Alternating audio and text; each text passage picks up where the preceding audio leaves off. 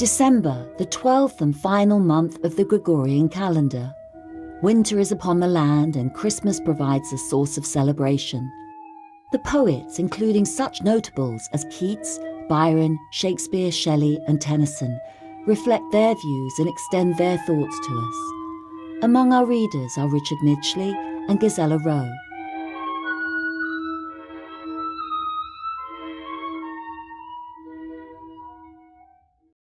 Ode written on the 1st of December by Robert Southey.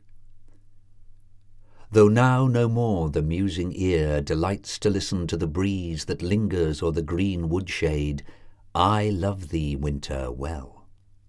Sweet are the harmonies of spring, sweet is the summer's evening gale, pleasant the autumnal winds that shake the many-coloured grove, and pleasant to the sobered soul the silence of the wintry scene, when nature shrouds her in her trance.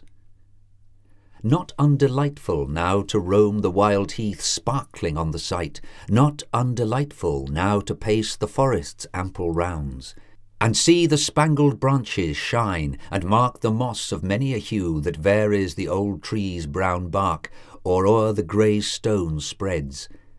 The clustered berries claim the eye, o'er the bright holly's gay green leaves, the ivy round the leafless oak clasps its full foliage close.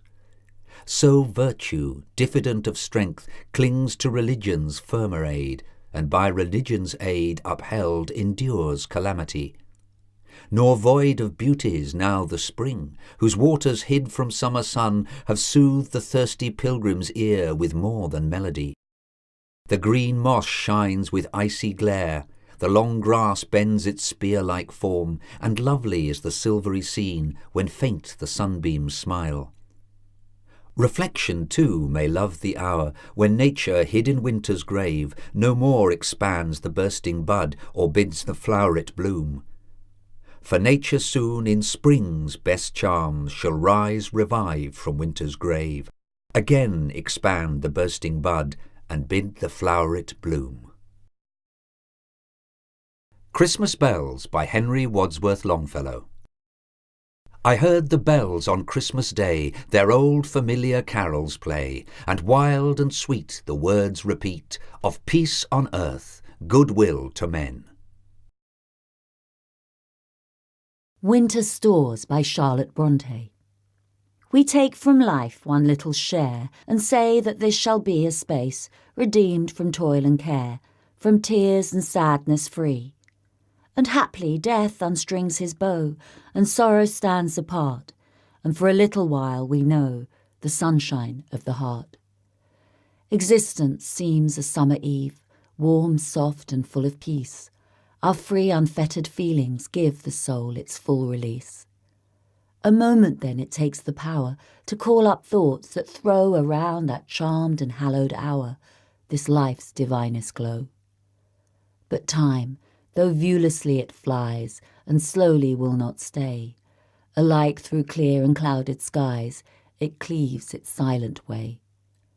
Alike the bitter cup of grief, alike the draught of bliss, its progress leaves but moment brief for baffled lips to kiss. The sparkling draught is dried away, the hour of rest is gone, and urgent voices round us say, Ho, lingerer, hasten on. And has the soul then only gained from this brief time of ease a moment's rest, when overstrained one hurried glimpse of peace? No, while the sun shone kindly o'er us, and flowers bloomed round our feet, while many a bud of joy before us unclosed its petals sweet. An unseen work within was plying, like honey-seeking bee, from flower to flower, unwearied flying, laboured one faculty. Thoughtful for winter's future sorrow, its gloom and scarcity, prescient today of want tomorrow, toiled quiet memory. 'Tis she that from each transient pleasure extracts a lasting good. 'Tis she that finds in summer treasure to serve for winter's food. And when youth's summer day is vanished, and age brings winter's stress, her stores with hoarded sweets replenished, life's evening hours will bless. Christmas at Sea by Robert Louis Stevenson. The sheets were frozen hard, and they cut the naked hand. The decks were like a slide, where a seaman scarce could stand. The wind was a nor'wester, blowing squally off the sea, and cliffs and spouting breakers were the only things alee. They heard the surf a-roaring before the break of day, but 'twas only with the peep of light we saw how ill we lay. We tumbled every hand on deck instanter with a shout, and we gave her the main topsail and stood by to go about. All day we tacked and tacked between the south head and the north. All day we hauled the frozen sheets and got no further forth. All day as cold as charity, in bitter pain and dread, for very life and nature we tacked from head to head. We gave the south a wider berth, for there the tide race roared, but every tack we made we brought the north head close abroad. So's we saw the cliff and houses and the breakers running high, and the coastguard in his garden with his glass against his eye. The frost was on the village roofs as white as ocean foam. The good red fires were burning bright in every longshore home. The windows sparkled clear, and the chimneys volleyed out, and I vow we sniffed the victuals as the vessel went about. The bells upon the church were rung with a mighty jovial cheer, for it's just that I should tell you how, of all the days in the year, this day of our adversity was blessed Christmas morn, and the house above the coastguards was the house where I was born.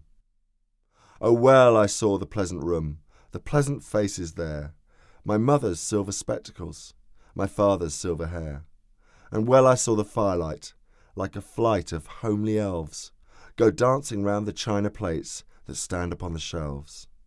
And well I knew the talk they had, the talk that was of me, of the shadow on the household and the son that went to sea. And oh, the wicked fool I seemed, in every kind of way, to be here and hauling frozen ropes on blessed Christmas Day. They lit the high sea light, and the dark began to fall. "All hands to loose topgallant sails," I heard the captain call. "By the Lord, she'll never stand it," our first mate Jackson cried. "It's one way or the other, Mr. Jackson," he replied. She staggered to her bearings, but the sails were new and good, and the ship smelt up to windward, just as though she understood. As the winter's day was ending, in the entry of the night, we cleared the weary headland and passed below the light, and they heaved a mighty breath, every soul on board but me, as they saw her nose again, pointing handsome out to sea. But all that I could think of, in the darkness and the cold, was just that I was leaving home, and my folks were growing old.